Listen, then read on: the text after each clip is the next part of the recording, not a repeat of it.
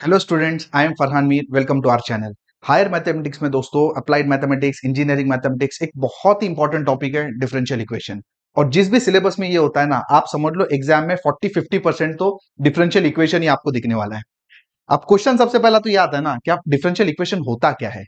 Simple सा answer है, नाम में ही छुपा हुआ है। ऐसी इक्वेशन जिसमें डेरिवेटिव इन्वॉल्व होता है ना, उस इक्वेशन को बोलते हैं डिफरेंशियल इक्वेशन। तो ये आपके सामने दोस्तों एक एग्जांपल है डिफरेंशियल इक्वेशन का। मतलब ऐसी इक्वेशन जिसमें डेरिवेटिव इन्वॉल्व है ना, उसको डिफरेंशियल इक्वेशन बोलते हैं। अब सवाल ये आता है कि डिफरेंशियल इक्वेशन, ये जो चैप्टर है ये तो हम ऑलरेडी 12th में पढ़ चुके हैं, है ना? याद है ना? 12th में सबसे पहले आपको था लिमिट, फिर continuity, derivative, integration, application of derivative, application of integration. उसके बाद एक टॉपिक हुआ करता था डिफरेंशियल इक्वेशन। तो ये टॉपिक तो ऑलरेडी पढ़ चुके हो ना, तो डिफरेंस क्या है ना? या ऐसा क्या नया पढ़ने वाले हैं? ठीक है, इसके लिए एक सिंपल सा एग्जांपल मैं आपके सामने रख रहा हूं ये। तो अगर आपने अच्छे से पढ़ाई की 12th की ना, तो मुझे लगता है ये प्रॉब्लम आप सॉल्व कर लोगे, है ना? कैसे करेंगे? अगर ये प्रॉब्लम मैं आपको दे दूं सॉल्व करने को, तो कैसे करोगे, है ना? सिंपल सा है, एक टेक्निक हमने पढ़ा है, वेरिएबल सेपरेबल फॉर्म। इसमें अपन क्या करते हैं, पूरे y वाले एक तरफ ले लेते हैं। तो ये देखो, ये dy ले लिया, ये y आपने इधर ले लिया, है ना?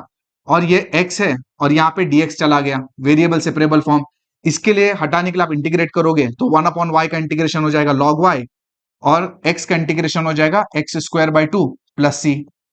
तो ये एक 12th का बच्चा ये प्रॉब्लम सॉल्व कर सकता है, और ये मेथड को क्या बोलते हैं, वेरिएबल सेपरेबल। लेकिन अब इंजीनियरिंग में क्या पता है अपने को ना, थोड़ा इसके आगे जाने का है ना? ये नहीं, ये हो चुका है काम। अब अपने को यहाँ पे क्या टाइप का प्रॉब्लम आएगा, ये देखो ऐसा, जिसमें ना राइट साइड में ना एकदम पूरा फुल ऐसा मिक्स रहेगा, पूरी खिचड़ी पकी रहेगी। जैसे देखो, x² y² लेट से प्लस x³ y³ लेट से प्लस e⁻x sin y, ऐसा कुछ। ठीक है, तो अब ये प्रॉब्लम में क्या था, आप ना ऐसा वेरिएबल सेपरेबल कर पाते थे, बट यहां पे ना पूरी खिचड़ी पकी हुई है। तो मतलब आप है ना एक्स और वाई को सेपरेट ही नहीं कर पाओगे। तो ये टाइप के प्रॉब्लम कैसे सॉल्व होते हैं ना, ये अपने को अब इंजीनियरिंग में पढ़ने का है। मतलब जहां पे आपने 12वीं छोड़ी ना, उसके आगे की मैथमेटिक्स अपने को यहां पे पढ़ने का है। तो ये देखा जाए ना, overall differential equation simple topic है, ज्यादा टॉपिक बड़ा नहीं है, लेकिन क्या बहुत बड़ा टॉपिक है। अब 40-50% आपका पेपर का बनता है, बहुत बड़ा टॉपिक है, बहुत सारे टाइप्स हैं, और बहुत प्रैक्टिस इसमें इन्वॉल्व है।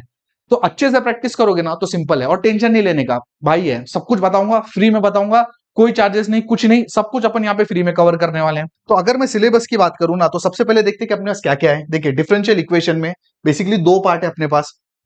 एक है आपका फर्स्ट ऑर्डर डिफरेंशियल इक्वेशन, एक है आपका हायर ऑर्डर डिफरेंशियल इक्वेशन। ठीक है, फर्स्ट ऑर्डर डिफरेंशियल इक्वेशन में अगर आप बोलू ना, ये देखो, तो एग्जाम्पल मैं आपको देता हूं, ये देखो, dy/dx = xy, ये आपका हो गया फर्स्ट ऑर्डर डिफरेंशियल इक्वेशन। यहाँ पे ऑर्डर 1 है, मतलब जो डेरिवेटिव है वो एक ऑर्डर का है।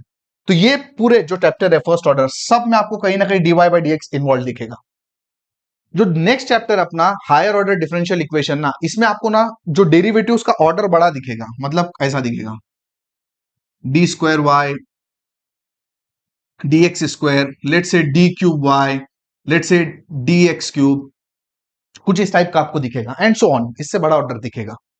तो फिलहाल अभी अपन पहले किस पे फोकस कर रहे हैं, फर्स्ट ऑर्डर पे। ठीक है, दोनों मतलब आप एक वेटेज के हिसाब से बोलो, लेंथ के हिसाब से बोलो, दोनों ऑलमोस्ट इक्वल ही है। अपन सबसे पहले बात करेंगे फर्स्ट ऑर्डर की। फर्स्ट ऑर्डर में अगर फर्दर आप देखो ना, तो दो टाइप होता है, एक होता है एग्जैक्ट, एक होता है लीनियर। ठीक है, तो सबसे पहले अपन फर्स्ट ऑर्डर में ये टाइप नंबर 1 बोल सकते हो, ये टाइप नंबर 2। इसमें भी देखा जाए तो सबसे पहले अपन एग्जैक्ट पे फोकस करने वाले हैं, और उसके बाद हम लोग रिड्यूसिबल पे फोकस करने वाले हैं। तो सबसे पहले एग्जैक्ट में जाके हम लोग क्या करेंगे, इस पे हम लोग 6 प्रॉब्लम सॉल्व करने वाले हैं। ठीक है, तो सबसे पहले क्या करेंगे, एग्जैक्ट, उसके अंदर जाके इसमें 6 प्रॉब्लम सॉल्व करेंगे। फिर ये लेंगे एग्जैक्ट के अंदर, इसमें हम 5 प्रॉब्लम सॉल्व करेंगे।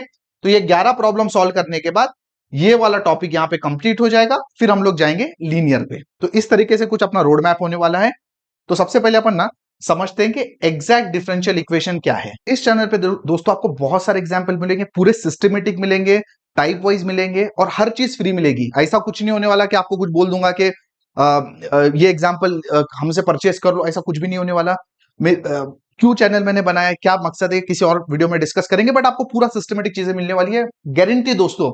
आप कहीं पेड क्लास कर लो या पेड कोर्स परचेस कर लो, उससे अच्छा कॉन्सेप्ट, उससे अच्छी लर्निंग आपको इस चैनल पे मिलने वाली है, और आप देखोगे, इस चीज को ऑब्जर्व करोगे। तो देखिए, सबसे पहले तो अपन एग्जैक्ट डिफरेंशियल इक्वेशन की बात करते हैं, है ना?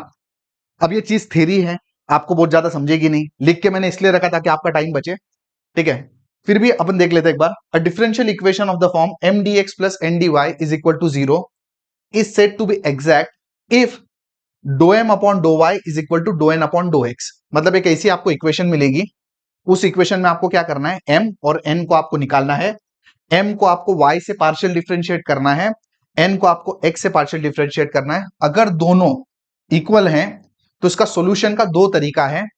एक तरीका है integration of M D X, यहां पे इंटीग्रेशन लगाओ, यहां पे इंटीग्रेशन लगाओ, Y constant, integration of N D Y, इसमें आपको कोई भी टर्म एक्स वाला नहीं लेना है, ठीक है, इक्वल टू सी। यहां जनरली बच्चे क्या करते हैं पता है, integration of M D X plus N D Y करते हैं, इक्वल टू जीरो कर लेते हैं, और वहीं पे उनका अगर एग्जाम्पल 5 मार्क्स का 2 मार्क्स वहीं चला गया। तो इक्वल टू जीरो क्वेश्चन में है, बट यहां पे आएगा राइट साइड में सी।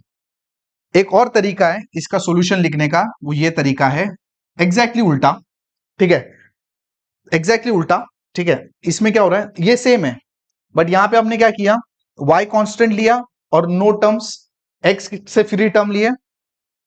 यहां पे हमने एग्जैक्ट उल्टा किया, ऐसे टर्म्स लिए जिसमें y नहीं है और x को अपन ने कांस्टेंट लिया, ठीक है। तो ये एग्जैक्ट डिफरेंशियल इक्वेशन का कॉन्सेप्ट है, और मैं श्योर हूं आपको नहीं समझा, ठीक है। और मैं यहाँ पे कुछ समझाना चाह भी नहीं रहा था आपको, बस है आपके सामने, स्क्रीनशॉट वगैरह चाहे तो ले सकते हो, ठीक है। क्वेश्चंस में पूरी चीजें आपको मैं क्लियर करूंगा। सॉल्यूशन दो तरीके का है, ठीक है।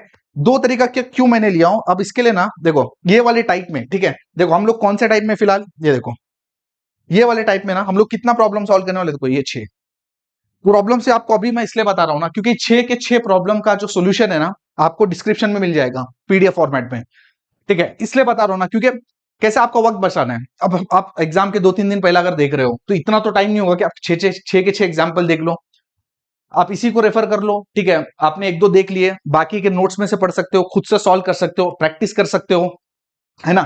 और आपको जो एग्जाम्पल डिफिकल्ट लगता है वो भी आप देख सकते हो, ऑब्वियसली बात है पूरे हम सॉल्व करने वाले हैं, बट आपकी कन्वीनियंस के लिए मैंने सब चीजें यहाँ पे दे के रखी है, तो आप पीडीएफ डाउनलोड भी कर सकते हो। बहुत सारे बच्चे एक दो सॉल्व करेंगे, बोले कि बाकी हमको खुद से ट्राई करना है, तो खुद से ट्राई करो, नोट्स दिए उससे देख देख देख के ट्राई कर सकते हो, वीडियो भी देख के आप ये कंप्लीट कर सकते हो। तो ये 6 प्रॉब्लम हम सॉल्व करने वाले हैं एग्जैक्ट डिफरेंशियल इक्वेशन में, और ये करने के बाद ये देखिए, ये करने के बाद अपना क्या पर्पस पूरा हो रहा है, ये देखिए। तो हमने सबसे पहले एग्जैक्ट डिफरेंशियल इक्वेशन की अभी थ्योरी देखी, जो आपको नहीं समझी कोई बात नहीं, उसको अपन प्रॉब्लम में डिटेल में समझेंगे। उसके बाद उसके अंदर जाके हम लोग 6 प्रॉब्लम सॉल्व करने वाले, जो अभी आपको दिखे, वो 6 प्रॉब्लम होने के बाद ये वाला टाइप कंप्लीट हो जाता है। फिर अपन क्या करेंगे, यहां से आके, है ना, इसी के अंदर ही हम लोग ये वाले 5 प्रॉब्लम सॉल्व करेंगे। अगर ये कर लेते हैं तो ये वाला पार्ट कंप्लीट हो जाता है, फिर हम लोग इस पे जाएंगे और आगे इस आने वाले टॉपिक में हम लोग इस पे जाएंगे। टेंशन लेने की जरूरत नहीं है, पूरे वीडियोस अच्छे से देखो, आसानी से हो जाएगा, और कुछ नहीं, बहुत आसान है। चलिए शुरू करते हैं अपने पहले प्रॉब्लम के साथ इन द नेक्स्ट वीडियो।